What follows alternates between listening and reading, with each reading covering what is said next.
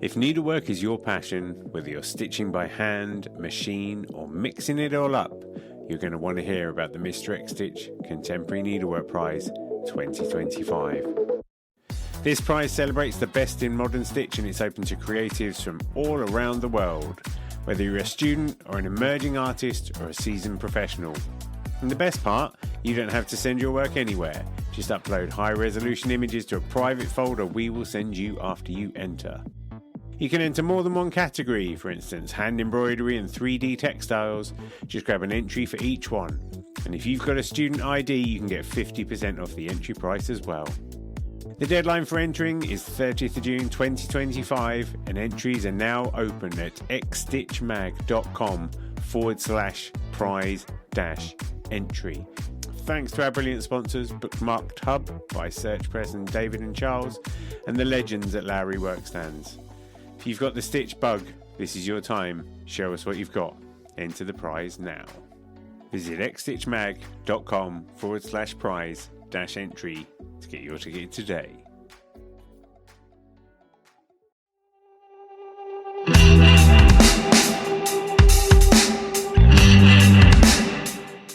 Welcome back to NeedleXChange, the podcast that brings you conversations at the vibrant edge of textile art. I'm Jamie Chalmers, aka Mr. X Stitch, and this is the second part of my NeedleXChange with the ever-brilliant Niamh Wimperis. In this half, we get into the messy magic of turning embroidery into a business. Niamh shares candid insights from launching her popular subscription kits, navigating burnout, scaling back with grace, and building community through workshops and real-world events. You'll hear about the ups and downs of selling kits, building a brand, and why thread cards and fairy lights are sometimes more important than you'd expect. We also dive into the realities of working solo, the importance of connection, and what it takes to keep creativity alive when your passion becomes your job. As someone who's also had an embroidery subscription business, I was very looking forward to this conversation, and it was great to just talk with Niamh. You don't get these opportunities very often to speak to people who've had exactly the same kind of experiences. She's doing a fantastic job, and it was just great to dive in there. So there's plenty of insights if that's something you've been thinking about. If you want more behind-the-scenes insights into craft entrepreneurship, listen to episodes 65 and 66 with Stephanie Matheson-Aviles, who shares her journey of building her cross-stitch empire. And as always, thank you for listening. Share the episode if you can, and be sure to keep stitching your story. I'll be back next week with somebody else from the world of embroidery. So until then, enjoy the show.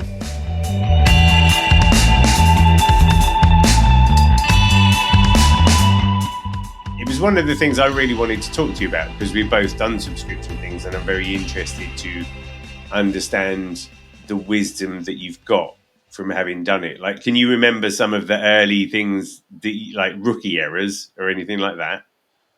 I mean, I guess kind of not knowing fabric sizes. So, you'd order the bolt of meters of fabric and it would be the wrong size pattern. That happened a couple of times.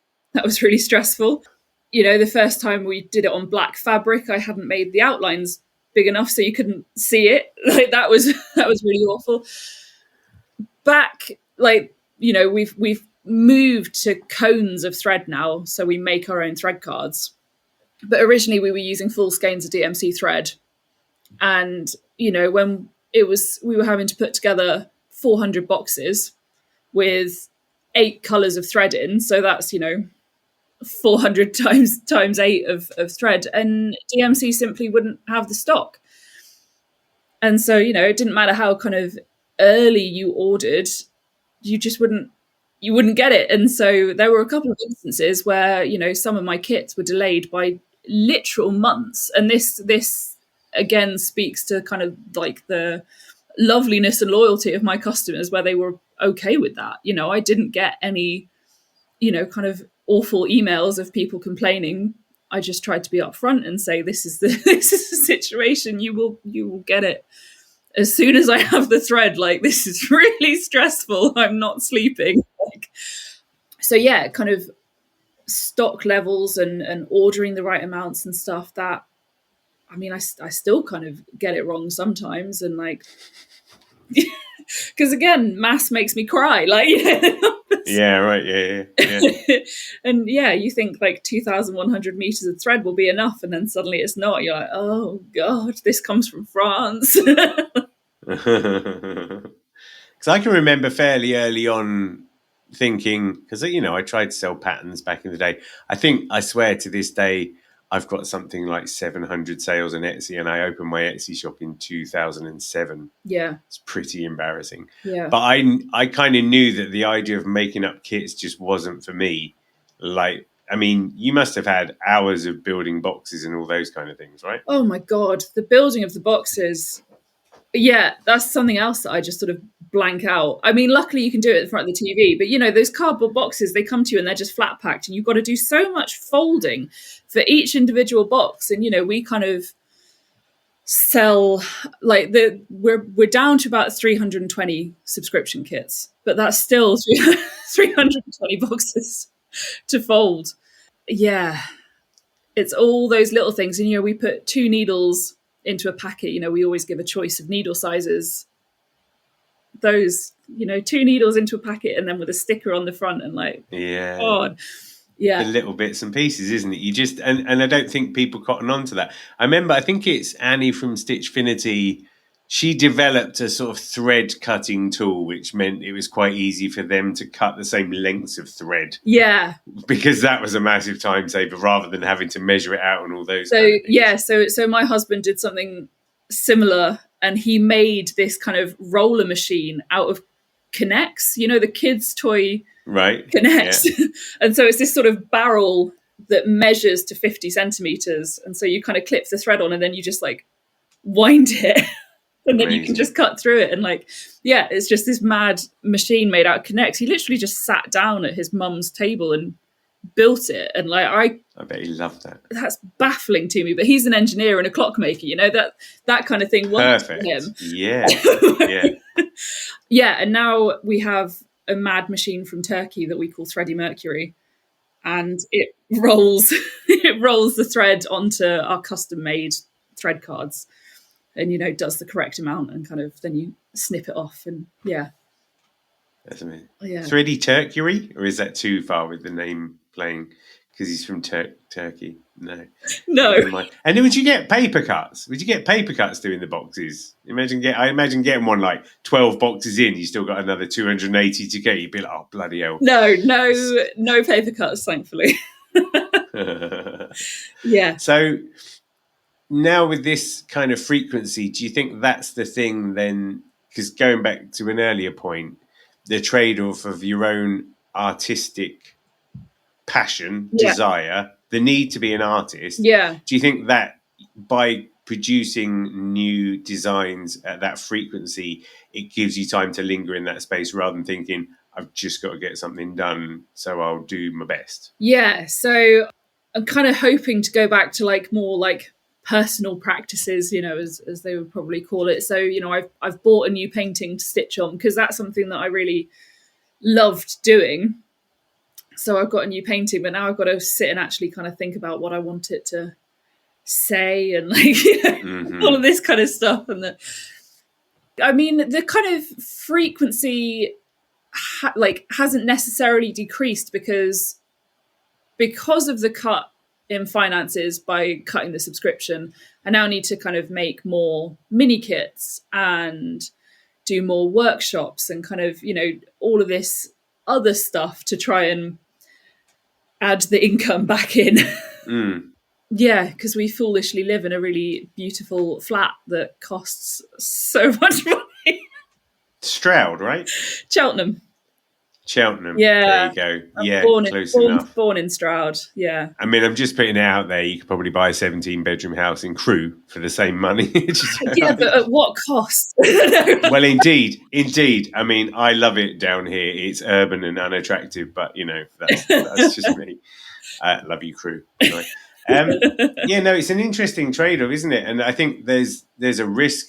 You know, I know that a workshop in the right place can be fantastic value for money on an hourly rate, but you have to be there. Yeah. And that's the trade-off, isn't it? So I know you do workshops, don't you? And it's a thing that you sell. How does that work out? Yeah, so I've kind of started getting back into them trying to do them monthly. And at the moment, I'm just doing them in Cheltenham, which is quite scary because at what point am I going to run out of people to teach embroidery in Cheltenham? You know, like that's a bit of a.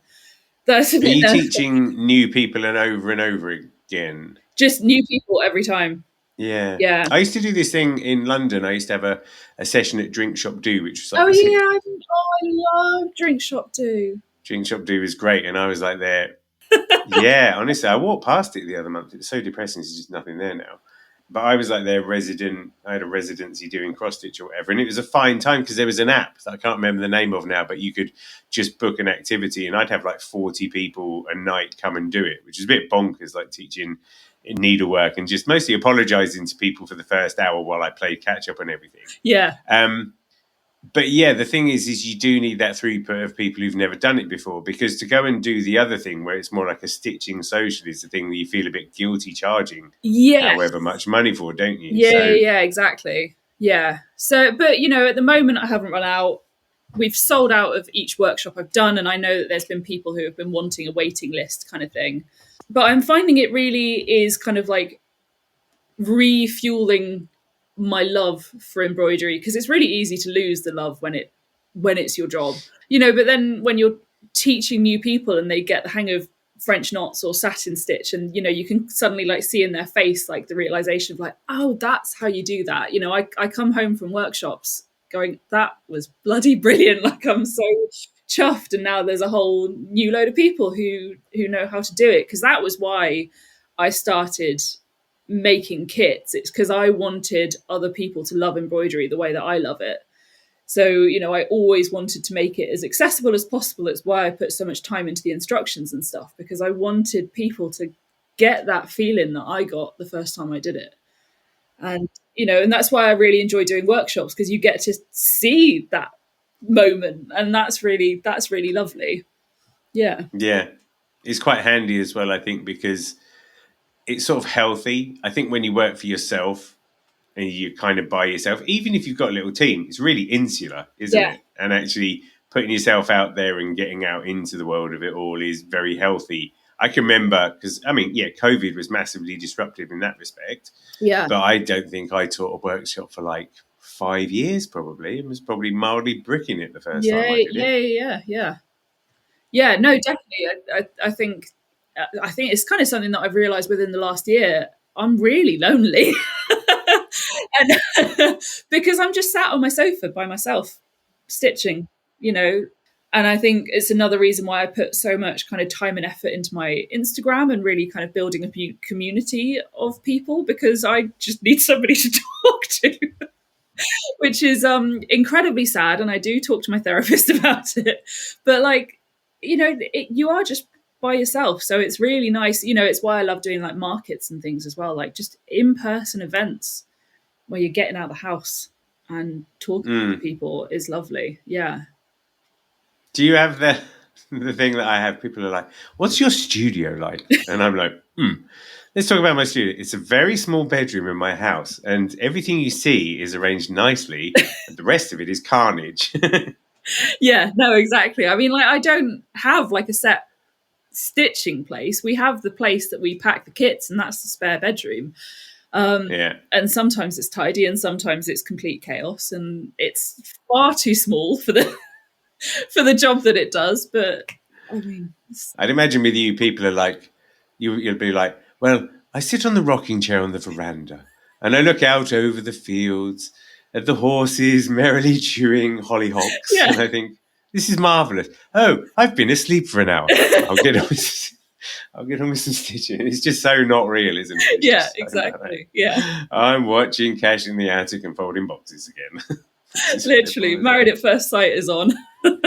Yeah, I haven't watched that, but a lot of people... It's absolute garbage. I'd highly recommend. That's what you need, isn't it? Yeah. Let's talk about the knitting and stitching shows. Yeah. The Stitch Festivals. Because, I mean, you were very impressive at the Stitch Festival, and I'm talking partly about, like, the lighting and the setup of your stand, but also the jumpsuits, the whole package. It was a thing of wonder. Tell me about, I'm interested in your relationship to those shows. Yeah, I love them. I find they really kind of rejuvenate my joy in the business. Yeah, so this was my third Stitch Fest in March, just gone. And I kind of throw quite a lot at it, I guess, in terms of how we do like the stand. You know, I get the double stand, so it's quite a financial outlay. And then, you know, my poor dad drives me up with all the stuff, and then I'm like, can we have fairy lights, please? And he's like, yes, have fairy lights. You know, he's there kind of 65 up a ladder doing fairy lights. I love you, Niamh. I love you. And then, you know, I just get people coming to say hello, and how much the kits have kind of helped them mentally, and kind of new people who are just discovering them, and like seeing like you and Emma and Pigeon, you know, all the small business people that I know. I really am in my element at those kind of things, and because I know so many people there, I just sort of like stomp around like I own the place. Have a great time. I'd say that, yeah. Yeah, exactly. Like I really, really love doing them.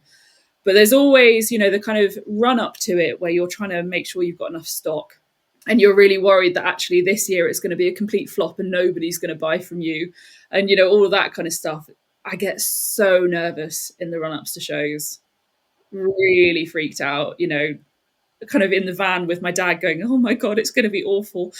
And then, you know, in the van with my dad on the way back home going, that was brilliant. It's quite a risk though, isn't it? I mean, you're in a position of strength now. It would have been interesting if you were able to look back at, say, the first one. I mean, you've been in a position of strength because you built your business very sensibly, I think, and the audience has grown and you've kept it. You know, this is my take on it anyway, you know, because you've not overextended yourself, I don't think. You know, you could have had like 9 members of staff by now. You could have ridden the COVID false craft boom and got right carried away with yourself. Yeah. You know? And I think that there's probably quite a few people who suffered from that. Yeah. But I wonder if you're able, whether you look back at the first one. I just know that there are lots of people, and we saw some of them at the Indie Bids Village, you know, and I've kind of been there to an extent, although I've always been this weird anomaly.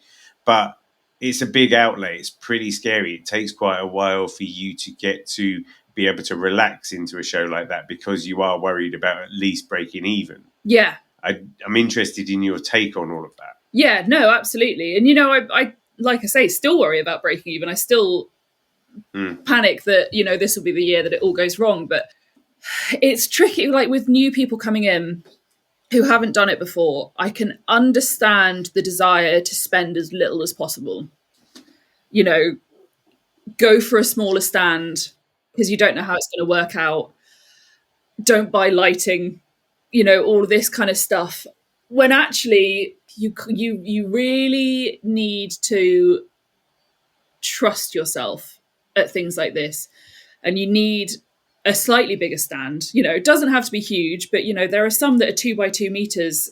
You know, one person's in there and it's full. Like nobody else is getting in there. You know, you need to get the lighting because it gets dark quite early, and if nobody can kind of see your stuff, then it's really easy to overlook. So I think that kind of stuff where you need to trust it will be okay and it will be better if you spend a little bit more. Get the lights, get the slightly bigger stand, because also it kind of shows belief in yourself and belief in the brand. I think, you know, like I now do the big double stand, and I think that makes me appear like almost more kind of professional, or not professional, but like, you know, a bigger deal than I am, because you know, because I've trusted in my business and gone for, you know, a stand that costs loads of money, and therefore believe that I will then make that back. No, I think it's true. I think, like, I was just thinking back to one show I did. I got given a stand. Like, I've been lucky. I get given stands for nothing because I'm a bloke. I don't know, whatever it is, that's paraphrasing. But Yeah. I remember one time turning up and I hadn't got any signs for the magazine whatsoever. So I made some on pieces of paper, and I look back at that now and I cringe. I cringe at the thought of that, because even the thing I was doing at the Stitch Festival, which was just kind of an exhibition, I was I spent a bit of money getting some nice signs done. Yeah. I think people need that sense of, like you say, quality and assurance. Yeah. So that people, will believe in you if they know you and be like, I'm really proud of you. Look at this. You're the person, you're the dream I think you are. Yeah. But for newcomers, they need to feel certain that you're for real. I used to sell Indian handicrafts on farmers markets, and I would always say, week 1, people just walk past you and look at you. Week 2, people go, oh, you're back again. And by week 3, maybe they're ready to talk to you. Yeah. But some of that good quality stuff that you're talking about, I feel like those are shortcuts to get people past that, because you must be all right because you've got signs and fairy lights and all of those bits and bobs. Yeah, exactly. No, and, I kind of knew that going in. So even the first year, my brilliant, wonderful dad had made me light up signs, with my logo, and we'd put together, we call it the exploded kit. So you could see exactly what was in a kit, and that's in a massive, ornate gilt frame kind of thing. Because the idea I had for the first year was to make it like a little living room. So I had an armchair and I had a little side table. I was going to have a standard lamp and stuff, because my kits aren't the cheapest in the world by any stretch. And so I kind of almost wanted to make it like an aspirational thing. So, this idea that you then sit down in your living room, you're nice and cozy, you're doing stitching. That was sort of the vibe that I was going for the first one. And yeah, I knew that because the kits are more premium, I knew that we had to present ourselves in that more premium way. And still now looking back at it, I think we could have done stuff better with that first year, but that's, how you learn and do better the next time kind of thing. Yeah, you're selling people a sort of lifestyle or something, isn't it? They just got to trust and believe. And I mean, there probably are. Oh, that was the other thing I was thinking, is you've also got to be able for people to know it's okay to self-serve. Yeah. Sometimes I've seen, even in other contexts, if somebody can't look at a thing and understand what to do, even if you just have a sign that says it's all right to touch stuff or whatever, you just need to give people these passes, because naturally I think English people, we're a bit hesitant to ask for help. Yeah. And so you have to have these things like your exploded kit, like the fact your instructions are so detailed and it's quite clear. Even on your website, the way you're kind of this is the process. You'll subscribe, Imogen will put it in a box. These things, it's all, they're just saving people asking those questions, aren't they? They're just helping people down the way before they've even had to talk to you or something. Yeah, definitely. And I think, it's quite, especially at shows like that where it's quite a lot of small businesses and stuff, it's quite intimidating to start that conversation, because it almost starts the social contract of and now you're going to buy something, if you sort of kind of ask, oh, how much is this? I think quite a lot of people then feel like they are obligated to then get it kind of thing.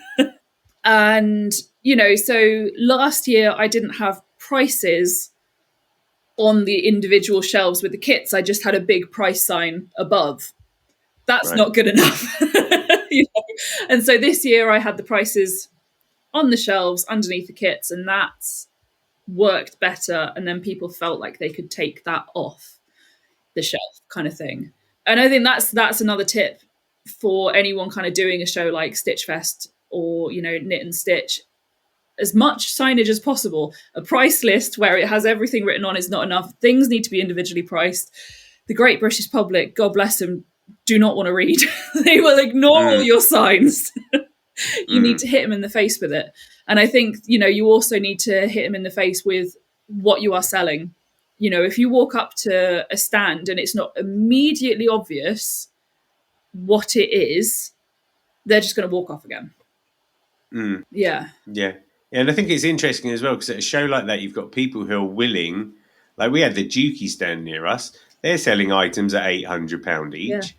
And yet some people only want to spend a £5 or anything. I'm curious as to your balance of high value, low value items, because you need those no-brainers, don't you? Like sweets at a checkout. Yeah. You need things that people can just buy and they can not have to worry too much about it. I'm curious on your take on all of that. Yeah, no, absolutely. So, the kits at shows, they're £35 each, going down to 15 for a little tiny one. But we also, the things that we sell the most of is haberdashery, so needle minders, scissors, stickers is a massive one, stick and stitch packs, like little grabby things that people can just nab, make up the bulk of what we sell, I think. But then because the kits are more expensive, it doesn't take, you don't have to sell many of them to then kind of start seeing the money go up. Yeah. When did you decide that you were going to do a show? Did it come naturally? Did people ask you? I have no idea. I think the Stitch Fest approached me. Right. I think. I don't know. I mean, it's sort of natural, isn't it? If you get to a certain point of notoriety within the ecosphere, particularly in the UK, hey, because we're just teeny. Have you ever thought about doing an American show? No. Yeah, right. I get there's a couple, aren't there? I think there's H&H is a German show, but you get the Nashville thing, which is an anomaly to me. Hopefully at some point I can interview someone who can unpack all that for me. I don't understand it. But you're quite happy with... I'm pretty chilled. With your place in the English ecosystem. Yeah. No, for sure. And, I did like Top Drawer for a while, which is a completely different beast because that's retail. So that's like wholesale. Oh, yeah. Yeah. That's another question then. How come you don't wholesale? When we were trying to do that, it was when we were still including like full skeins of thread, and the profit margins were absolutely horrendous. So we do, we call them tiny kits. They're little teeny tiny 2-inch hoops, and they're £15 each. That's how much I sell them for. The profit margin on those, if I sold to shops, I would get £1.15 for each one of those kits. And I thought, that's just, what's the point? What's the point? And it's a bit better for the bigger kits, but even then, kind of not really. It might be something that I look back into now that we've got Thready Mercury, the thread machine. The cost of threads has massively gone down because we're not doing the full skeins. People are still getting, I think it's like 7 meters of thread. So it's basically the equivalent of a full skein, but it costs us significantly less to do. And that's the reason that I haven't had to raise my prices, despite the cost of literally every single component in the kit going up. Yeah. So, yeah. But yeah, I mean, wholesale is definitely something I'd look back into for sure. It's curious, isn't it? Because you get sometimes it feels like wholesale's just more of a marketing exercise. Yeah. I remember with the magazine. So when the first issue of X-Stitch, A4 print, I got that into Hobbycraft. And the same principle would apply for any shop. So not only do you have to sell them the magazine at 40% of the cover price, then with them, there was an additional charge for it to go on the shelves. And I know if you talk in supermarkets or WH Smith, there's even more of a premium if you want it front and center. Yeah. Then the sale or return. So they just rip the covers off the things if they haven't sold that month and you don't get anything back. And so by the end of it, because you're paying them and you've got to kind of get it shipped out via a distribution center and stuff, literally you're making about 12% of the cover price or something. You just think it's just not worth it. And it's such a shame because it's almost like it's indicative of a system that's failing. Yeah.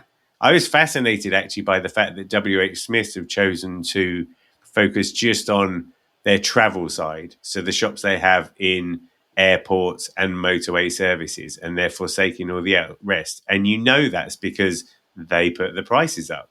It's a captive audience, isn't it? And that's flawed, isn't it? That's a really worrying thing. Yeah. And it just feels like, I always said, I'm going off on a tangent now, I'm on a rant.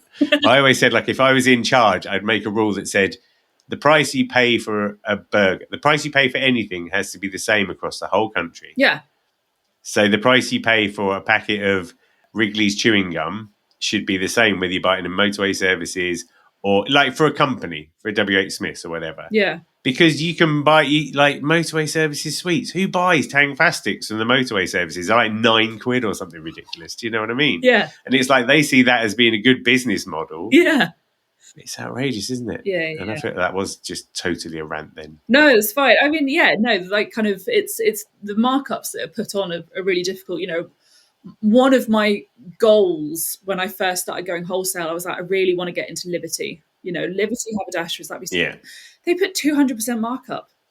Yeah. I'd have to sell it to them for absolutely nothing. And then you've just got the prestige of having been in Liberty. Yeah. Making no yeah, money. And there's only so much stuff that can go in Liberty, and there's only like one Liberty as well, isn't it? That one's a funny brand, isn't it? It's a funny brand mark, because I know there's plenty of people. You want to say it, don't you? You want to say, I've been featured in Liberty of London. Yeah. But it's just not, Whereas direct to customer, you can build the relationship, you can nurture the relationship, you can lean into that. You only need 1,000 true fans philosophy, can't you? It just scales it down so much more comfortably. Yeah, absolutely. Yeah. It's true. Right. You were once in a Victorian arts and crafts house on the television. Now, I've not been able to uncover a lot about this, and I'm not going to lie, I didn't watch it, but I would love to know the whole story, please. I'm going to sit back and enjoy this. Yeah, so I was on a BBC Two show called the Victorian House of Arts and Crafts. This is back in 2019, so it's going back a while. Had you done your masters by then? Yeah. Yeah, you'd finished that. Yeah. Right. Yeah. So the premise was it took 6 modern day craftspeople, like obviously modern day, where else would you get them from? And they put us in an arts and crafts manor house in Wales. And they had like gutted this house. Like it was a family house, and they just like ripped out the radiators, really like gutted this house. And the idea was that we had to bring it back to life in an arts and crafts fashion, room by room each week. So, started in the parlour, and then we did the bedroom, and then all of this kind of stuff. So we lived in this house for a month, like me and these 5 other craftspeople. It was the second time we'd ever met. The first time was at the casting call in Bath, and just kind of had to get on with it. And it was brilliant and stressful. Mm-hmm. And overwhelming, and kind of one of the best experiences of my life, really. And yeah, I was the embroiderer, and it was... So with the other craftspeople? We had a silversmith, a blacksmith, a product designer, a potter, and a woodworker. So kind of covering all the bases, pretty much. And was the goal to refurbish this house? Was that the idea then? Yeah, pretty much. So we had to make objects for each room. Within the Victorian context, so no modern technologies allowed, that sort of thing? Yeah. So the first week it was the parlour. And so Ilse, who was the product designer, she designed and then printed wallpaper in the way that William Morris would have done. They wanted Abby, the woodworker, to make a chair in the style of the arts and crafts movement.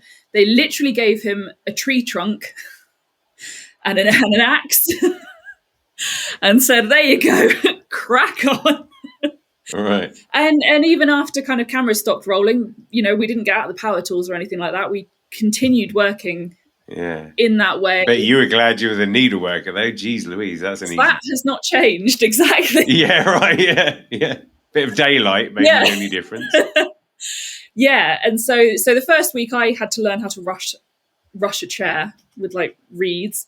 Yeah, that was a lot. And then the second week it was the bedroom, and I was given the task of designing and stitching a bedspread in a week, which was quite intense. Like TV producers, they're lovely. They don't really know kind of the time that goes into making these kind of objects. And I felt an awful amount of pressure. So I was the only person out of these makers and craftspeople who wasn't using their craft as their job. At the time that I was on the show, I was working in Waitrose and just kind of stitching on my lunch breaks, And suddenly I was kind of essentially the voice of embroidery, in terms of this. And I was just dealing with crippling self-doubt, like the imposter syndrome. It was strong. And spent the week of doing this bedspread just thinking that it wasn't good enough, and that what I designed wasn't good enough, and what I had stitched, it wasn't enough. And it was just, I cried so much. Like the lovely camera woman would yell cut, and I would just burst into tears because I I was just knackered because I was stitching, from 7 a.m. till 11 o'clock at night, just absolutely out of it. And it wasn't an elimination TV show, so nobody got voted off, but an object of the week was voted, something that best kind of embodied the ethos of the arts and crafts movement. And we all kind of gathered in the bedroom, and, Bryony, the kind of silversmith, had made the most beautiful clock. And I was thinking, right, there's no chance. And my bedspread won object of the week. And I, again, immediately burst into tears with Anita Rani hugging me, going, you did really well. And Keith Brymer-Jones telling me that it embodied the arts and crafts movement and stuff.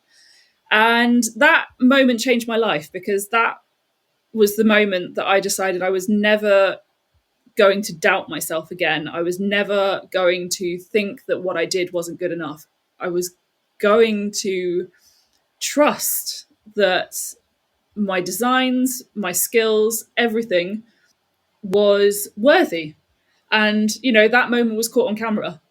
And that's just mad, like to literally be able to kind of watch your life-changing moment back in HD is quite something. And, if I ever get a wobble, if I ever start to kind of feel those doubts creeping in, I will literally rewatch that moment and give myself a Right. Yeah.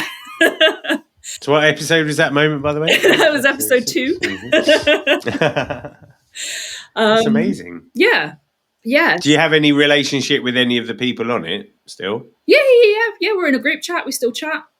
Yeah. This is 6 years ago. Yeah. Did you think after that, did you think television career is probable? It's something that I wouldn't have minded happening. Yeah. But I never kind of, I guess, fought hard enough for it to happen. It's a funny one, isn't it? Because I've done telly 4 times, I think. And particularly the first time, when it was Kirsty's Handmade Britain, it was 2011, whenever it was, I think. I was certain. I was like, oh, this is going to go gangbusters. I'm like, get my TV. I better lose some weight because I'm going to get my TV career sorted. And then I waited about 8 years until the next time I was on the telly or something. And then at that point you go, okay, maybe this game, because I remember I'd had chats with like TV production companies. I had this idea for a show which was like man versus craft, which was going to be like man versus food, but just looking at contemporary craft, getting people to try it and all that. It seemed like a great idea. But again, the way TV works, commissioning editors are the ones who decide what programs are made. So you can have all the good ideas in the world, but if the editors aren't feeling interested in that, and a lot of the time as well, I'd run up against the thing that just went, well, Kirsty also does craft. And you go, oh, okay, all right. Just Jamie Oliver, the only one that does food or something, and just as a technicality, isn't food a craft? But so now it's just like, even now, like I'm like, it'd be fun to do telly, but at the same time, I'd much rather have that balance of go to a knitting and stitching show, everyone tells you you're marvellous for like 4 days, and then come home again and just go to Lidl and not get paparazzi by anybody. Exactly. I feel like that's the fair trade-off, isn't it? My wife can't stand it if I ever go. I won't do a show again for a while because it was a long way away from the kids, but my wife's just like, I don't want to know. I don't want to know that people think you're great. Just shut up. Yeah, when the show came out, a couple of people like would come up to me and ask for selfies, and that was quite strange. And I was still working in Waitrose as it was airing, and so I had customers coming up to me being like, I really recognize you, but I don't know what from. And I was like, well, I've just been on telly. And they were like, no, that can't be it. And then they kind of do their shop and come back around and be like, that was it. And I was like, yeah. I wonder if it's the same. Do you watch Interior Design Masters? Yeah, bloody love it. Yeah, absolutely. I feel like it'd be the same thing there, isn't it? That's one of those shows as well where you're only really going to get any proper level up until the series is finished or you've been knocked out of it or whatever. Well, one of the boys from last year is a Cheltenham boy. I see him wandering around. I'm like, you were on TV. Amazing. We're in the same club, but you don't know it. Yeah, that's it, isn't it? It's so weird because I was thinking about it the other day and I was just thinking, would I like to do telly? I once did a screen test for another show, which may have evolved into Make It to Market. I honestly don't know, but this was a while ago. And I was like a dead set, like the TV production company were like, oh yeah, you're really good. Like, we'll definitely be in touch. And I was like, yeah. Like, I remember going back and like going up to my mother-in-law's house and just be like, yeah, so I had this thing. And they're like, yeah, you're dead set. Come to nothing. Yeah. Comes to nothing. Yeah. Do you know what I mean? It's just like, and I just think, and also as well, you spend a lot of time waiting, don't you? There's a lot of sitting around that they never really tell you about. It's kind of funny. Yeah. Just funny seeing behind the curtains of it all. Yeah, for sure. No, for sure. Like the first episode, they had us all arrive at the house, and we kind of arrived in different manners. And me and Bryony, the silversmith, were in like a vintage car, and it was really like, you know, a really proper beautiful car. And we had to do the take of kind of going up the hill and kind of arriving at the house so many times. With the director going, a bit more wonder on your face, please. Like, oh! And then you just reverse back down the hill and you do it again. And like, yeah, quite a bizarre experience. The only reason I did it is, again, because of my father. He was, you know, he saw a casting call on Facebook and sent it to me and said, I thought you should, you know, I think you should apply. I was like, yeah, sure, never going to happen. And then, you know, did the phone interview, did the Skype interview, did the in-person casting call, and suddenly like, oh my God, I'm going to be on TV. So once again, yeah, my dad is to blame for pretty much my whole career. You know, him kind of being an artist, and for most of my life, kind of a struggling artist, and just kind of doing it because he loves it. You know, seeing him do that is kind of the only reason that I thought I could give it a go. Right. Yeah. I think I'll try and take some solace from that, because my kids can't describe my jobs to anybody, so that's quite healthy. I think at the moment they just say Dad owns an art gallery, to which I say no, I definitely don't own an art gallery. I may be running one, but I definitely don't own it or whatever. So when you did your masters, William Morris was a feature then. Yeah. Living that experience, did that like change your appreciation? How did your appreciation of arts and crafts and all that sort of thing? You must have a perspective on it that's probably quite different to a lot of people, because effectively you did time travel and went back. And I'm interested to get your take on all of that, because for me, I understand it as a bit of an abstract. I think the problem with William Morris, from my standpoint, is a lot of his stuff feels a bit homogenous because it's been played out 35 different generations since then or whatever. Yeah. But at the time, it was quite a significant transition, wasn't it, in an artistic sense? I'm interested in what you can tell me about that. Yeah, absolutely. So kind of, you know, I think when the arts and crafts movement started, sort of, you know, Victorian England was so stuffy. You know, there was doilies on everything, and everything was really like overly kind of stuffed armchairs and just, you know, stuff, like literally just stuff everywhere in a house, just kind of really cluttering it up to kind of show your status and show that you could kind of, you know, afford it all.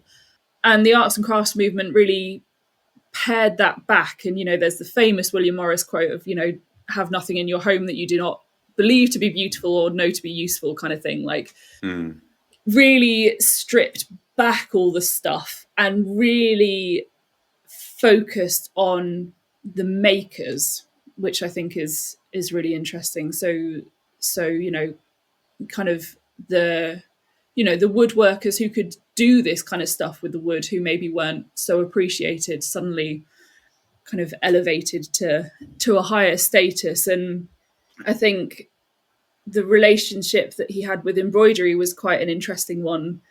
You know, he sort of taught himself embroidery so that he could say that he did it, and then passed it all off to his wife and his daughters to do. Okay.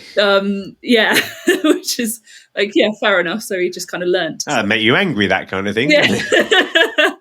but also like the simplicity, like not the simplicity in the patterns, but, you know, he would design patterns for a curtain and then would not want that pattern used for anything else other than the curtain.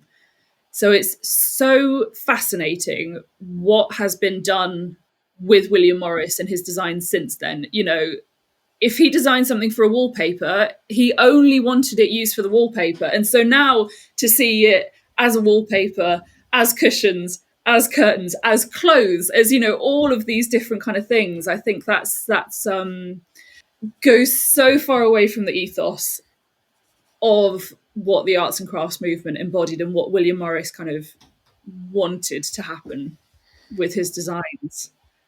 I don't think people realise that, I guess, do they? Because it has, like, and do you think the wallpaper, like, say, having a design solely for wallpaper, was that like an aesthetic thing? Because that, like, No, okay, so this isn't the same, but there's a guy called Alan Moore, writes comics, wrote things like Watchmen and stuff like that, and he's always said he writes comics. He doesn't write films. He doesn't really want his films to be adapted into comics because he's writing comics, and therefore his mode of expressing his art is that medium. Yeah. His content is for that medium. Yeah. So when it's turned into a film, it doesn't add up. Is it that same kind of principle, do you think? Yeah, I think it probably is. And, like certain wallpapers, like the trellis pattern and stuff, only kind of works as wallpapers. Looks a bit weird if you do it as anything else because it's lots of straight lines. It makes sense on a wall. It doesn't make sense on flowing curtains. Yeah. So I think that is a very similar. Yeah, but he would design specifically for specific things. And then the content, very much natural. Was that like a reflex against industrialization then? Yeah, exactly. So it was all in answer to the industrialization in the Victorian age.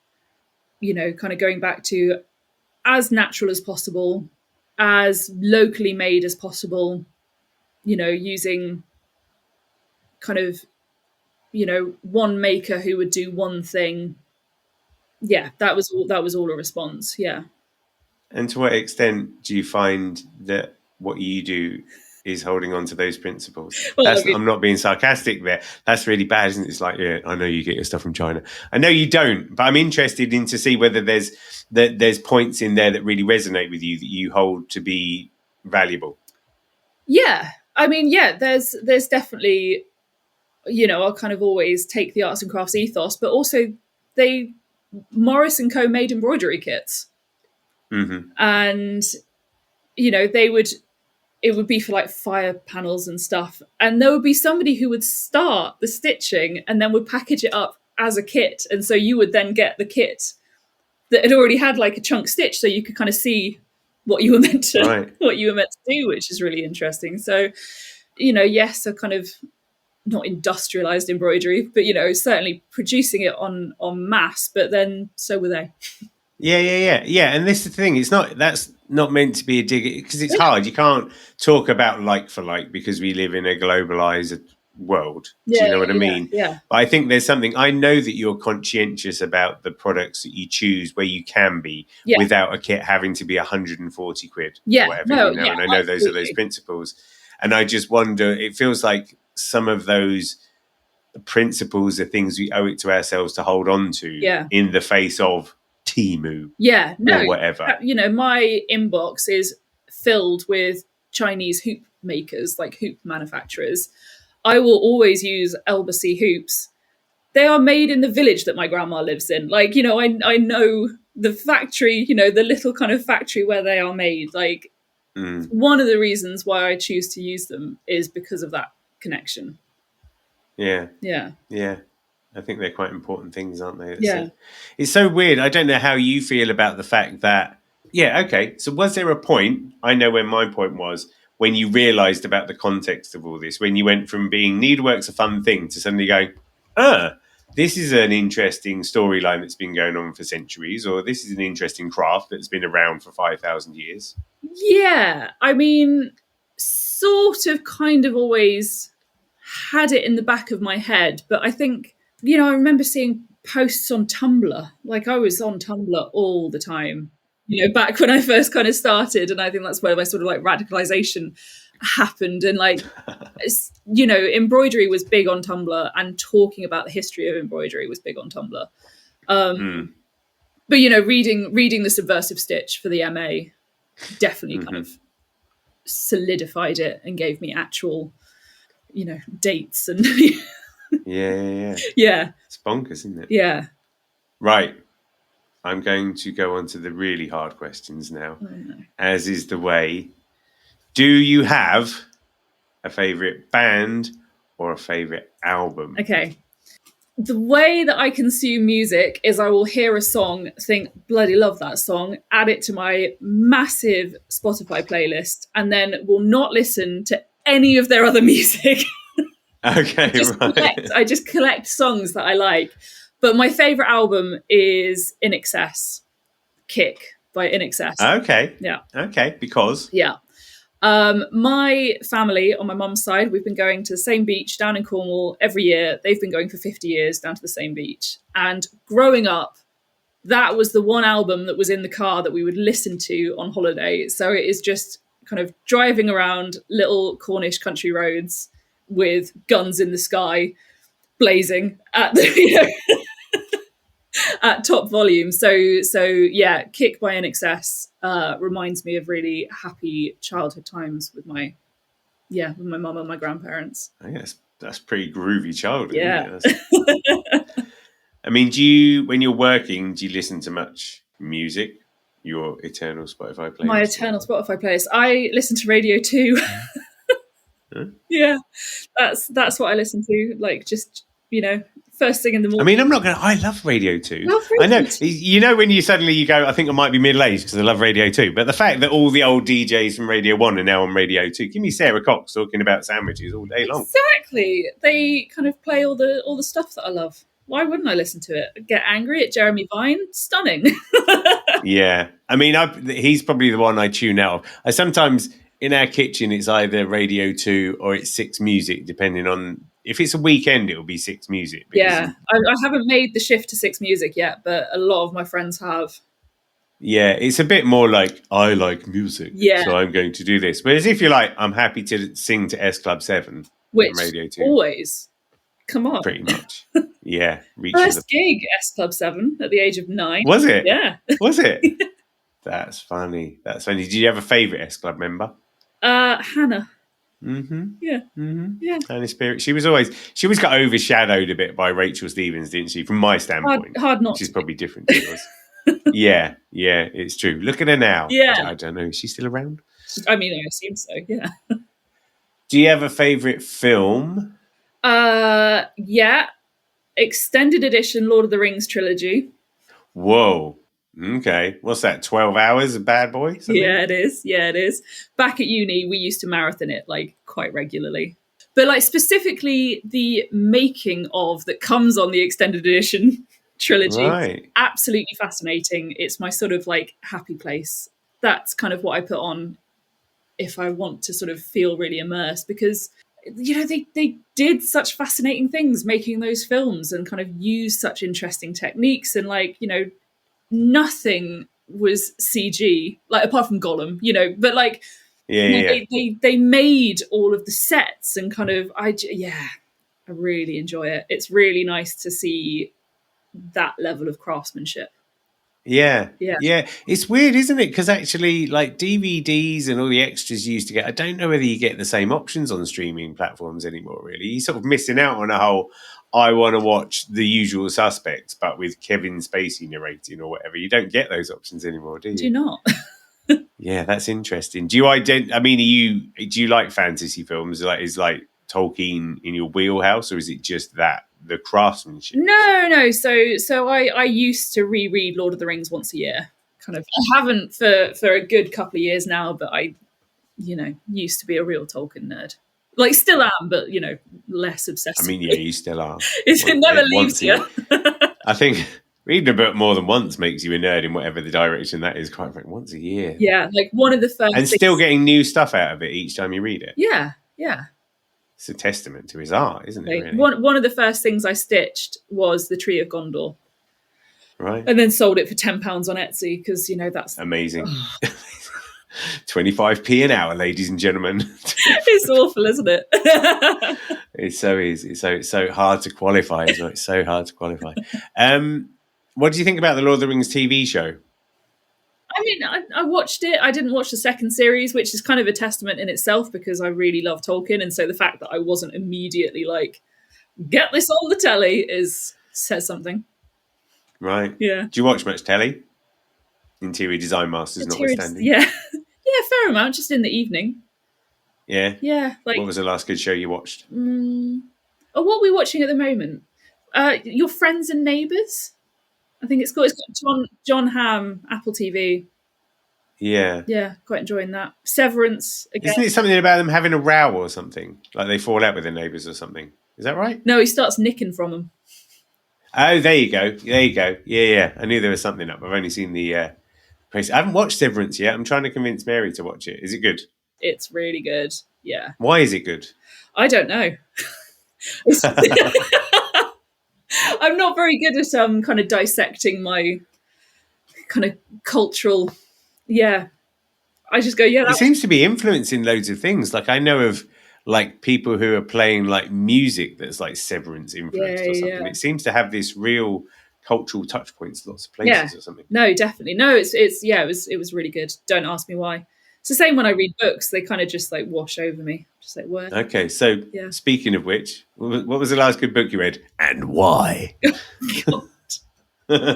You know, I've been reading Julie Cooper books for what feels like years now. Like right. Because I watched Rivals on Disney. So good. Which was so brilliant. Good. And I thought, right, I want to know the books where these come from. And so since probably October, I have just been working my way through the Rutshire Chronicles. Right. Because, you know, they're like this thick each. It's... Yeah. Do you pretty much live in where they were set as well? Isn't it that neck of the woods? Yeah, exactly. So, nice. so you could have been in it, couldn't you? Yeah. They mentioned Cheltenham quite a lot, and I'm like, I know where that is. I'm looking at it. Like, I wouldn't necessarily say they're good though. Yeah. They're of a time. I think that's the thing with the TV show, right? Isn't it? Is it's just of a time. Yeah. But I saw that at the BAFTAs. Danny Dye's got his mustache back, which means they're starting filming the second series. They are. Come on. God. Do you think that Rupert... Was it Rupert? Do you think he was handsome? No. Became more handsome as I watched. But like that first shot of him on the plane, I was like, that's a weird looking dude. Yeah. Yeah. And yet at the same time, you sort of like... I think he's 1980s handsome. Yeah. In the same way that a Morris Marina is somehow quite an attractive car, despite being absolutely ugly. Yeah. You're like, it's aged very well. Yeah. I like that. Yeah. Is there a fact about Niamh Wimperis that not a lot of people know? Fact. I think my kind of strangest and most interesting fact is that I've got a scar up here because I ran into a plate of ham. What's a plate of ham? Like a plate with ham on it? Like a plate with ham on it, yeah. Okay. I suppose that is... You know, like a plate of ham sounds like a leg of lamb. You're like, which part of the ham is the plate? Yeah. It's like really just a big block of ham and I just... Oh, that was the plate. Next door we had a shoulder, but you ran into the plate. I don't know. How? Yeah, no. So I was 11, I think. My dad's wedding, morning of my dad's wedding. I was in the marquee that they were getting married in or like doing the reception in. And it started to rain and I really freaked out about the sound of the roof on the rain for some reason. So I pelted out of the marquee, round the corner, smack into my cousin Becky, who was carrying this thick terracotta plate of ham. Like really quite a weighty thing. Ran straight into that. Smashed the plate on my skull. So, yeah. A&E. Do you remember the wedding? I was fine for the wedding. But, yeah, spent the morning in A&E, kind of getting butterfly stitches and stuff. Yeah. God. The that bride... must have been... Your dad must have been... It was right. doomed from the start. They still married? No. Okay.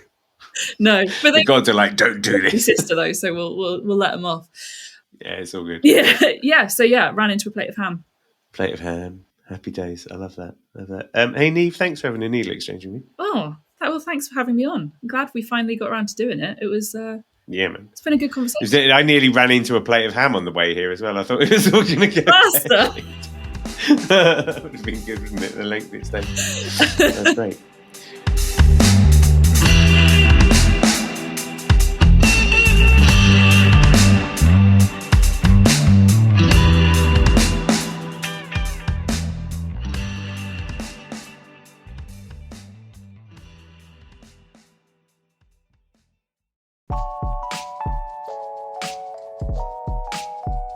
Thanks for joining me on another Needle Exchange. I hope you enjoyed the show.